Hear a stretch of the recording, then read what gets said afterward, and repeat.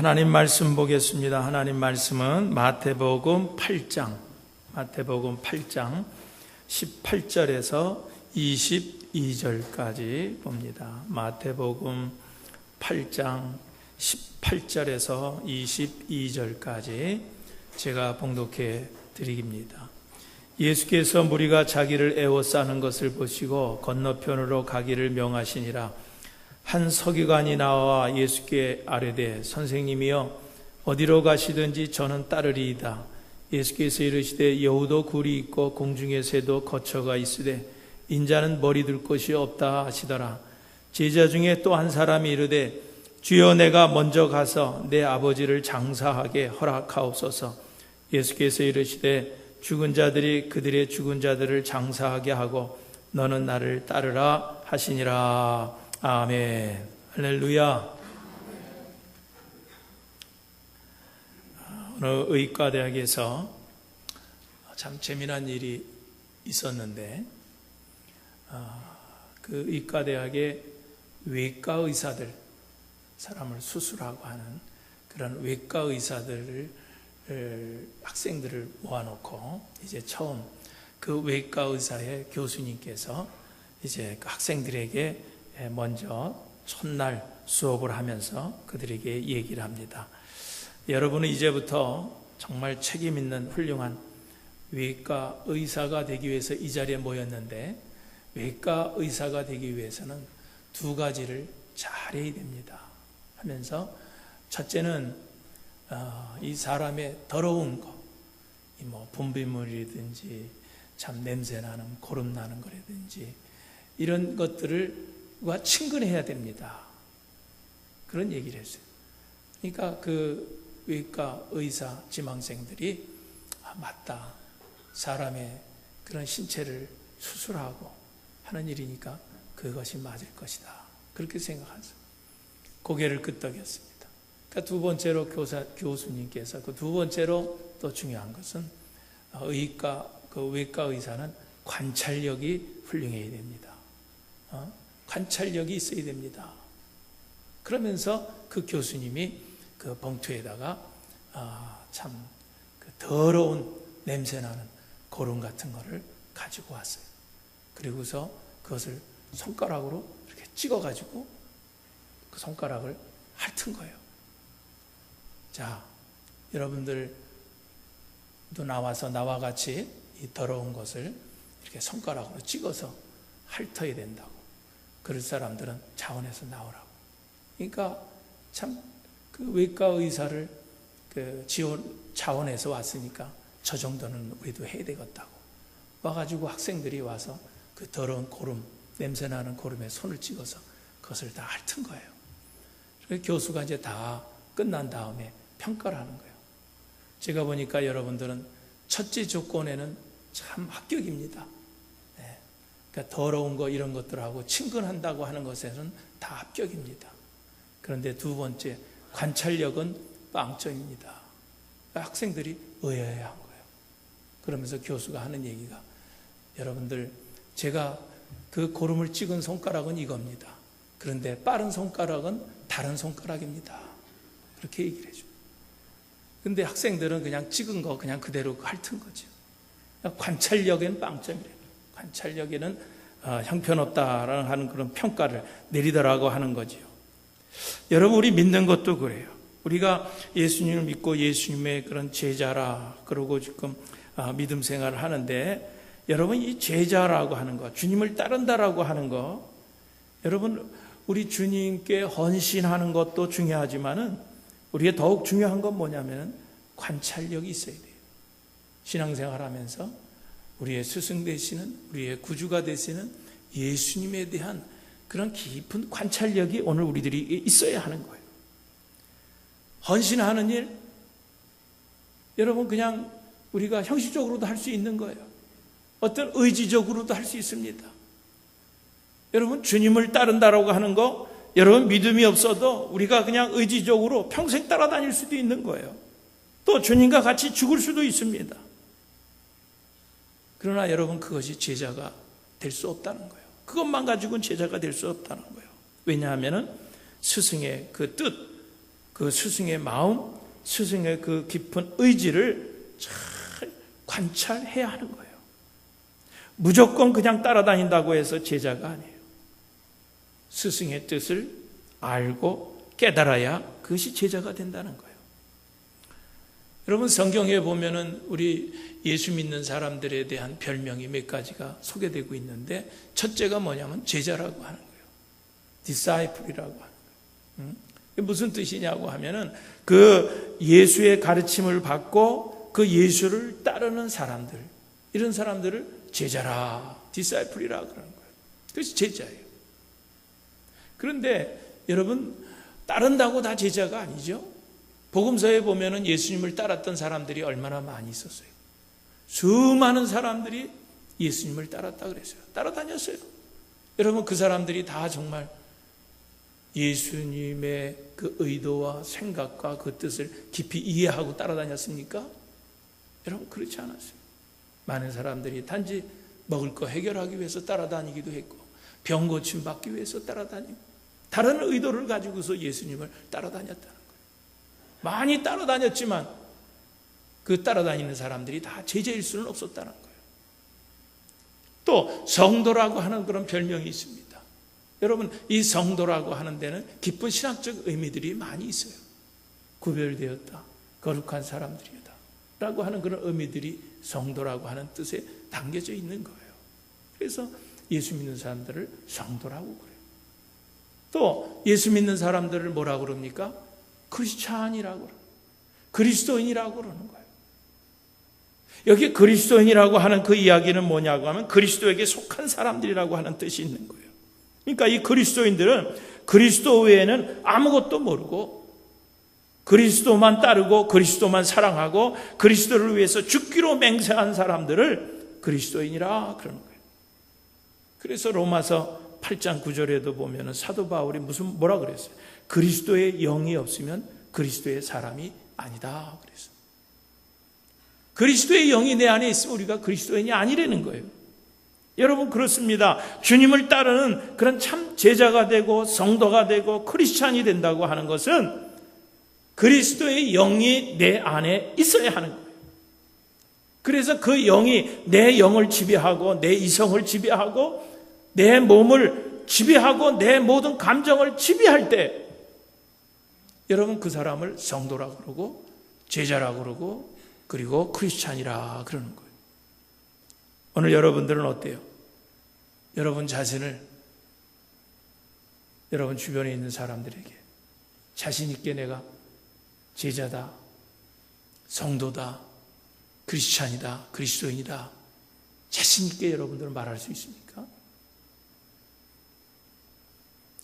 오늘 본문을 보면은요, 그리스도인의 몇 가지 유형이 있는 것을 보게 됩니다. 그 첫 번째 유형이 뭐냐고 하면은요, 서기관 같은 사람이에요. 서기관 같은 사람. 오늘 이제 본문에 보면은요, 19절에 그랬죠. 한 서기관이 나와 예수께 아뢰되 성세님이 어디로 가시든지 저는 따르리이다 그랬어요. 이 서기관이 예수님께 나와서 선생님이 어디로 가든지 나도 주님을 따르겠습니다. 스스로 자원하여서 자청을 합니다. 따르겠다고, 제자가 되겠다고. 그런데 여기 보면은요, 예수님은 그 서기관의 청을 간접적으로, 직접적으로는 그렇지는 않고 간접적으로 그 청을 거절을 하시는 거예요. 여기 보니까 이 간접적으로 이 청을, 그 서기관의 청을 거절했다고 하는 것은 뭐냐고 하면은 선택권을 그 서기관에게 준 거예요. 예수님께서 그래라 대답한 것이 아니라, 나를 따르라 그런 것이 아니라 선택권을 이 서기관에 준 거예요. 그러면서 뭐라고 말씀하십니까? 사실 예수님께서는요, 왜 그런 결정을 하셨냐고 하면은, 왜 선택권을 그 서기관에 줬냐고 하면은, 사실 예수님은 사람의 마음을 읽는 능력이 있으셨어요. 그러니까 이 서기관이 와서 나도 주님을 좀 따라야 되겠습니다, 따르겠습니다 그랬을 때 주님은 그 서기관의 마음을 벌써 읽으신 거예요. 여러분, 서기관은 상류층 사람입니다. 그러니까 어릴 때부터 이 사람은 가난을 모르고 자란 사람이에요. 고통을 모르고 고난을 모르고 시련을 모르고 자란 그런 사람입니다. 근데 그런 사람이 와서 주님을 따르겠다고 하니까 주님은 그것은 아니라고 하는 거죠. 그러면서 주님이 뭐라 그래요? 공중의 새도 거처가 있고 여우도 굴이 있다. 그러나 인자는 머리 둘 곳도 없다라고 하는 거예요. 머리 둘 곳이 없다는 거예요. 무슨 말씀이냐고 하면은 나는 가난하다는 거예요. 그러니까 네가 나를 따라오려고 하면은 고생도 네가 각오를 해야 된다는 거예요. 나는 집도 없는 사람이라는 거예요. 오늘 밤 당장 어디에서 내가 자야 할지 그것도 정한 것이 없다라고 하는 거예요. 만일에 주님께서 이 말씀을 그 서기관에게 했을 때 서기관이 이 말 끝에 주여 그게 무슨 상관이 있습니까? 그게 무슨 상관이 있어요? 어디로 가든지 나는 주님을 따르겠습니다. 라고 주님을 그렇게 말하고 그렇게 주님을 따랐다고 하면은 얼마나 좋았겠어요. 그런데 주님께서 뭐 나는 거처도 없고 또 나는 머리 둘 곳도 없다라고 하는 그런 말씀을 하고 나니까 그 다음에 기록이 없어요. 오늘 성경에 보면 아무런 기록이 없어요. 그러니까 이런 것을 보면은 그 주님의 그런 말씀을 들으시고 이 듣고서 이 서기관은 낙심하고 따라가 봐야 고생만 하게 생겼구나. 그리고 낙심하고 그냥 돌아갔을 것이라 그런 생각이 되는 거예요. 그러니까 이 서기관은 예수님께 헌신을 하겠다고 하지만 정말 예수가 누구신지 그리고 예수가 어디로 가는지에 대해서는 깊이 생각을 하지 않은 거예요. 거기에 대해서는 모르는 거예요. 그냥 자신이 몸으로만 그냥 따르겠다고 했지 마음으로는 전혀 따를 준비가 되지 않았다라고 하는 거예요. 여러분 당시 많은 그런 유대인들이 예수를 믿지 않은 이유가 있었습니다. 그것은 뭐냐고 하면은 예수님은 분명히 기적이 있는 분이에요. 기적을 나타내시고 이적을 나타내시는 분이에요. 병도 고치고 바다도 잔잔케 했고 하여튼 그 수많은 이적을 행하셨던 분이 예수님이에요. 그런데 예수님은 어떻게 살으셨어요? 가난하게 사셨어요. 주님의 말씀대로 정말 머리 둘 곳도 없는 그런 가난한 삶을 사셨어요. 여러분 한번 생각해 보세요. 가서 문둥병을 고쳐주고 중풍병자를 일으키시고 여러분 이런 것 하나만 가지고도요. 요새 비즈니스 마인드를 가지고 있는 사람들은요. 이게 돈벌이 되는 겁니다. 이런 아주 중병들까지도 고쳐주는데 이거 돈벌이 되는 거 아니에요. 만일 그 고침받은 환자들이 그냥 조금씩 예수님께 살해만 했더라도 오늘 예수님께서 이런 고백은 하지 않으셨을 거예요. 머리 둘 곳까지 없다고 하시지는 않았을 것이라는 거예요. 그런데 예수님은 분명히 기적을 행하시는 그런 분이심에도 불구하고 가난하게 살으셨어요. 그것이 이해를 할 수 없었던 거예요. 그 당시의 유대인들은. 또 예수님은요 굉장히 지혜로운 분이었어요. 항상 지혜로 말씀하시고 지혜로 율법을 해석했고요. 그래서 그 예수님의 그런 지혜를 보고서요 예수님을 박해하는 그런 유대인들까지도 깜짝 놀란 거예요. 예수님의 그 지혜로운 말씀에 놀란 거예요. 여러분 예수님이 이렇게 확실히 지혜로운 분이고 지혜를 가지고 말씀하시는 분이었어요. 그런데 결국 어떻게 했어요? 백성들로부터 배척을 받고 한마디 반항도 안 하시고 십자가에 달려서 돌아가셨다라고 하는 거예요. 또 더 놀라운 것은 예수님은 예수님의 권능입니다. 능력입니다. 주님은 죽은 자도 살리셨어요. 이처럼 엄청난 능력을 가지고 계신 분이에요. 그런데 그분이 십자가에 달려 돌아가셨어요. 이것이 당시 유대인들에게 아주 큰 수수께끼였어요. 그래서 예수님을 십자가에 매달아 놓고도 사람들이 뭐라 그러는 거예요? 야, 십자가에서 내려와라. 내려오면 내가 믿겠다라고 하는 거예요. 십자가에서 내려와라. 내려오면 내가 믿겠다. 아니 얼마 전까지만 해도 죽은 지 나흘이 돼서 다 썩은 그런 시체가 된 나사로를 살리셨는데 당신은 왜 당신 하나 몸 하나 살리지 못하느냐는 거예요. 왜 십자가에서 못 내려오냐는 거예요. 이해할 수가 없다는 거예요. 이해할 수 없다는 거예요. 그런데 여러분 사실 우리 기독교의 신비는요 예수님께서 십자가에 달려 피를 흘리시고 돌아가신 사건이에요. 여러분, 그것이 거기에 신비가 있는 거예요. 그런데 사람들은요, 그것을 깨닫지를 못한 거예요. 십자가에서 죽으신 그 십자가의 참 사랑이 무엇인지, 주님께서 그 십자가에서 나타내신 그런 위대한 진짜 능력이 무엇인지, 주님께서 그 죽으심으로 주신 그런 복된 생명이 과연 무엇인지를 오늘 사람들은 모르고 있었다는 거예요. 이 서기관도, 주님을 찾아왔던 이 서기관도 마찬가지. 이런 주님께서 가난해질 수밖에 없고 십자가에 달려 죽을 수밖에 없었던 그런 영적 신비를 이 서기관도 알지를 못했다는 거예요. 단지 이 서기관은 예수님의 그 화려한 인기만 본 거예요. 예수님이 갈 때마다 수많은 사람들이 따라다녀 그런 인기만을 본 거예요. 예수님이 말씀하시는 그 지혜만 듣고 감탄했던 거예요. 그래서 예수를 따르겠다고 그렇게 예수님을 찾아왔던 거예요. 그리고 또 이 서기관이 왔다가 낙심하고 돌아갈 수밖에 없었던 것은 이유가 뭐냐면요, 예수님을 따르는 데 있어서 지불할 대가를 생각지 못했다는 거예요. 오직 자신이 누릴 은혜, 자신이 받을 복만을 생각했어요. 요즘도 보면은요, 예수를 믿으면서도 신앙생활하면서도 매일같이 받을 복, 은혜만 구하는 분들이 많이 있어요. 기도만 하면 뭐 주세요, 뭐 해주세요, 뭐 이런 복, 은혜만 구하는 그런 사람들이 많이 있어요. 사실 오늘 우리들이 얼마나 많은 복을 받았어요. 참 복받은 것들이 많이 있습니다. 그런데 우리는요, 그것에 만족하지 않고 감사하지도 못하고 그냥 받은 복 위에 더 얹어달라는 거예요. 그러니까 맨날 기도가 우리가 그런 거예요. 우리가 누리고 있는 이런 정말 엄청난 이런 복들 위에 또 하나님 복을 쏟아주세요. 복을 더 주세요. 은혜를 더 주세요. 맨날 이 물질적, 더 큰 세상적 축복만을 원하는 그런 그리스도인들이 얼마나 많이 있는지 모릅니다. 여러분, 우리가 예수 믿는 것이 그런 것만 위해서 예수 믿습니까? 그런 것만 위해서 오늘도 우리가 믿음 생활합니까? 여러분, 그건 아니잖아요. 여러분, 여기서 우리가 분명히 알아야 될 것은요, 예수를 따르기 위해서는요, 오늘 우리들이 버려야 될 것이 분명히 있어요. 예수를 구주로 내 삶의 주인으로 영접하기 위해서는요, 내가 버려야 될 것과 끊어야 될 것들이 분명히 있어요.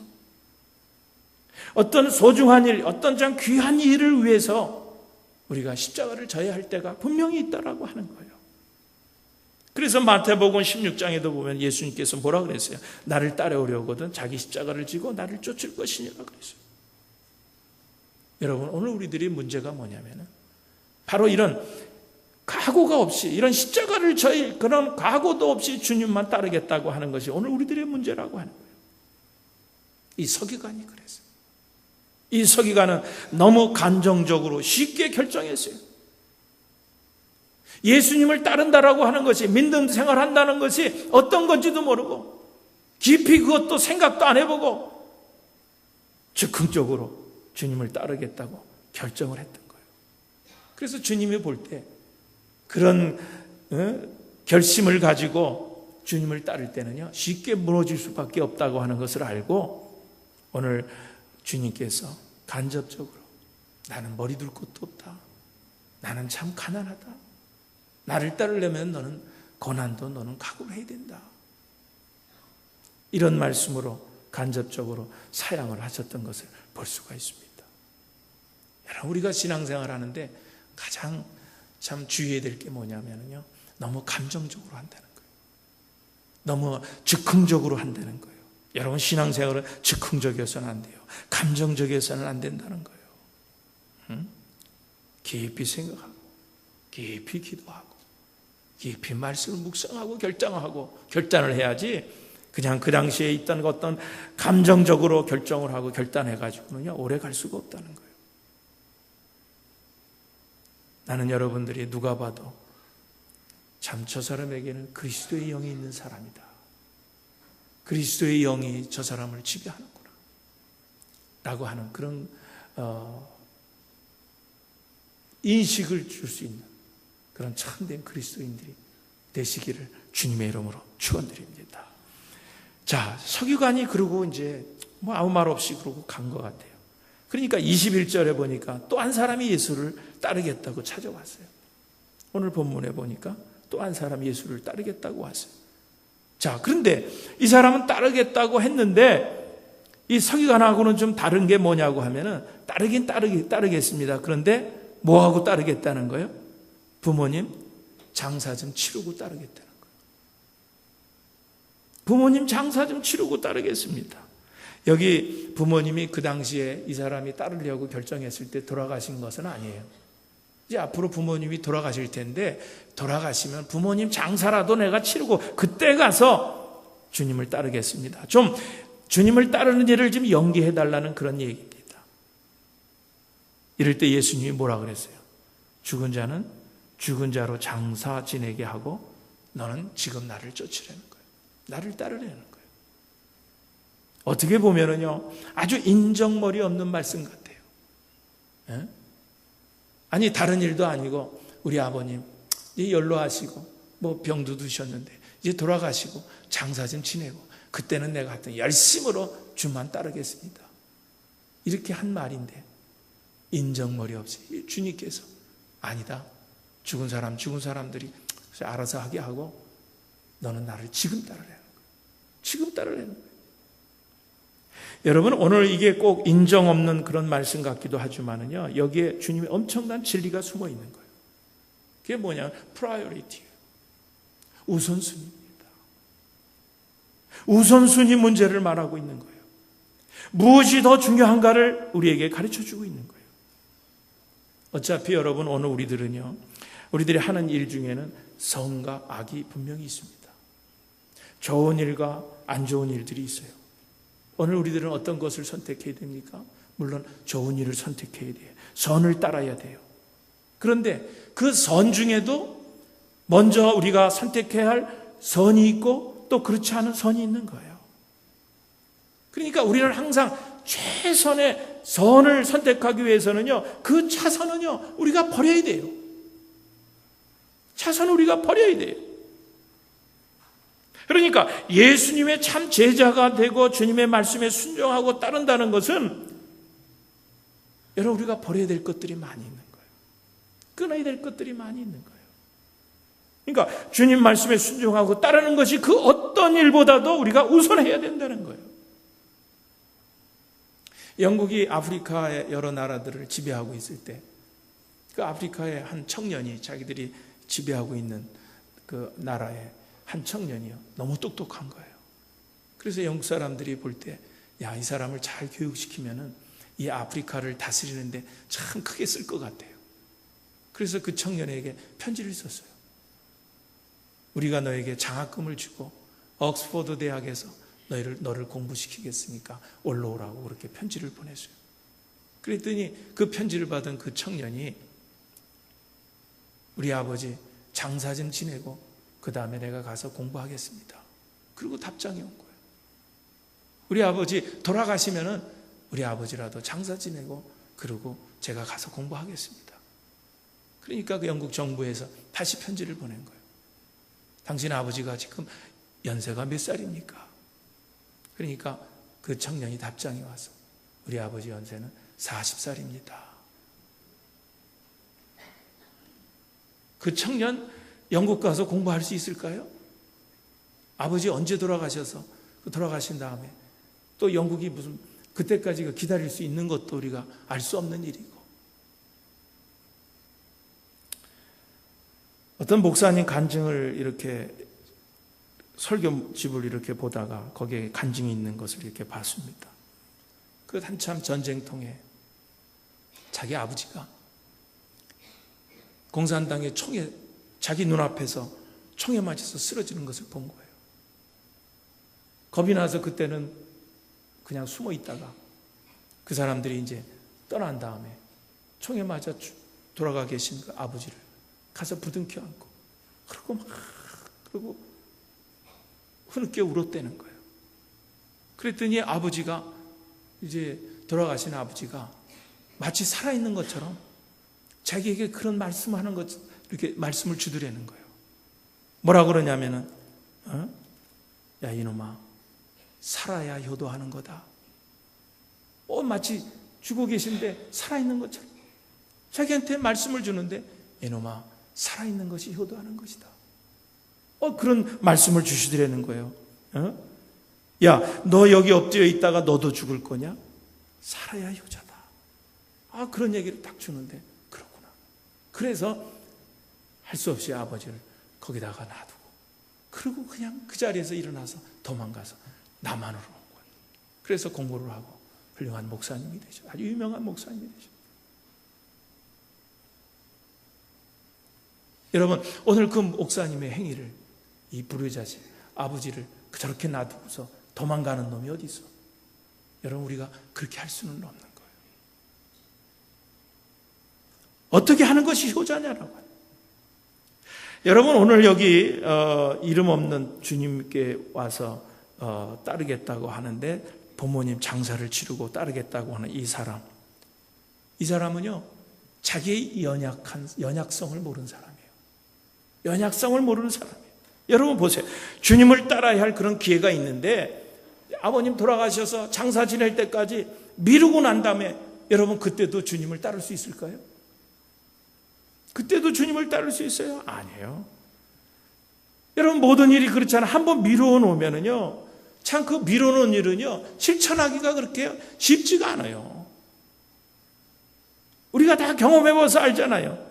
어떤 해야 할 일을 뒤로 이루다 미뤄놓고 보면은요 결국은 못하게 되는 일들이 얼마나 많이 있는지 몰라요. 여행을 하다 보면 어떤 아울렛 같은 데를 지나가게 됩니다. 아울렛 같은 데를 지나갈 때 보면 내가 우리 집 사람한테 그럽니다. 방앗간 여기 있네, 방앗간. 참새가 방앗간 그냥 못 지나가잖아요. 방앗간 있네. 방앗간 한번 들릴까? 들리자고. 그럼 막 피곤한데 들리자고. 그럼 한 가지 약속하고 들리자고. 안 산다. 가서 구경만 한다 그러면 내가 들린다. 그러면 알겠다고. 그냥 구경만 하고 한 2시간, 1시간 구경만 하고 돌아올 테니까 당신은 여기서 이렇게 기다리고 있으라고. 커피 마시고. 그러면서 가면서 뭐라 그러냐면은 그런데 내 마음 나도 몰라. 아니 그 마음 어떻게 압니까? 안 사겠다 했는데 그 마음 믿을 수 있습니까 여러분? 못 믿는 거예요. 오늘 여러분 믿을 수 있어요. 내일 하겠다고 얼마 후에 하겠다고 여러분 그렇게 결심을 했지만 여러분 그거 믿을 수 있습니까? 여러분 많은 일들이 그래요. 지금 당장 결단을 내리지 않으면요 안 되는 것들이 너무나 많이 있어요. 그런 일들이 대부분이에요. 여러분 한번 스스로 생각해 보세요. 지금까지 참 주님을 좀 더 좀 잘 섬겨야 되겠다. 좀 더 좀 믿음 생활을 잘해야 되겠다. 이렇게 하면서도 이 핑계하는 일들이 여러분 있을 거예요. 지금은 아니다. 지금 내가 이런 일들을 이루어 놓은 다음에 애들이라도 교육을 좀 다 시켜 놓은 다음에 아니면 내 이 사업이 좀 잘 된 다음에 그때 가서 하자 하고 핑계하고 망설였던 일들이 여러분 많이 있을 거예요. 그런데 주님은 오늘 우리에게 말씀하시는 거예요. 지금 하라는 거예요. 지금 하라는 거예요.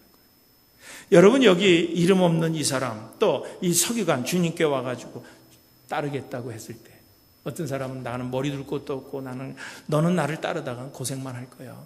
그거 각오가 돼 있어? 그냥 말없이 떠나가 버렸어요.